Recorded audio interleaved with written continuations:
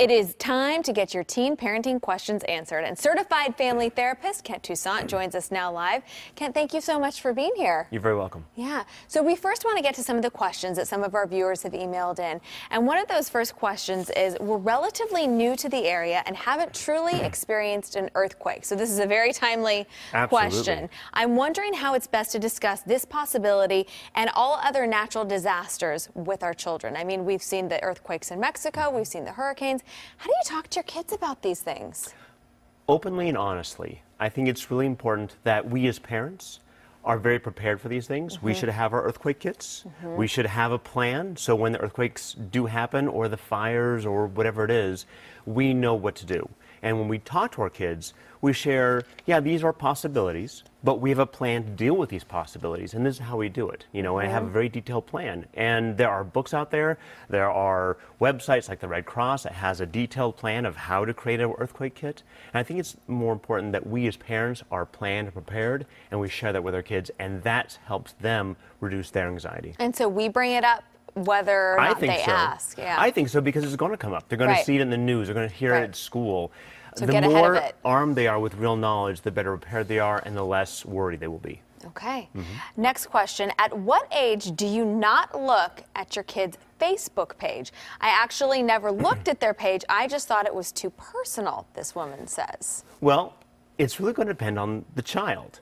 I would also say Facebook is probably not the social media platform that your kids are using. It's probably Snapchat and Instagram, but some kids will use Facebook. And something we probably never even heard of by now. Yeah, next week will be something new. And so what I would say is, when you establish that your kids are going to use social media, you should be, have the password. You should be on their pages to monitor them, because it's a world that they're not ready for, and they need guidance. What if they're saying this is private? I deserve privacy. And you can have that privacy. That's a private phone call. You can say something on a phone call and it doesn't have the spiderweb effects that a post can. So a 13-year-old may not have the maturity to understand what this post how that could backfire on her or someone else. So it's really important they have guidance. Now, some kids will show that they are mature enough to handle it, and that's up to you as the parent to decide when you can back off. Okay. Next question. Why are girls so cruel to each other? And how do I help my teen make same-sex friends when I've already done things like gotten them involved in sports, church, and other outlets, and no friendships seem to really take? So there's that stereotype of, the mean girls. Yeah. I don't think it applies to all girls. I think there are mean boys too. But there are also nice kids as well.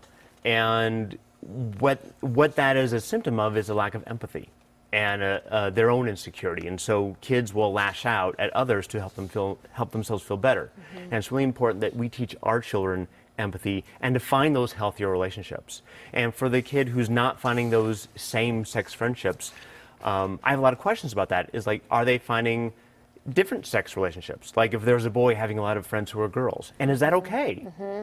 Is he comfortable having many friends who are girls, or vice versa? And how do we help boys and girls have friends, across those lines? If sports is not working and church is not working, I would really want to explore with that kid, what are his or her interests? Maybe it's robotics, maybe it's coding, maybe it's dance. Who knows what it is? And then we also have the impact of, kids who are on the autism spectrum disorder, which is a very prevalent issue in our society. And they will have difficulties making those friends. Not that it's insurmountable, but they may need more additional support, social groups and whatnot.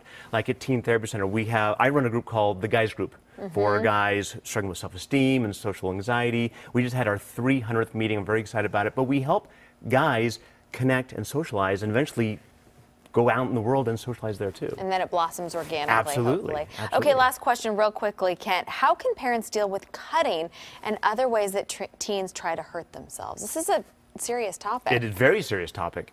One of the things I want to say is cutting and suicidality are two separate issues. They can occur together, but they can occur separately also.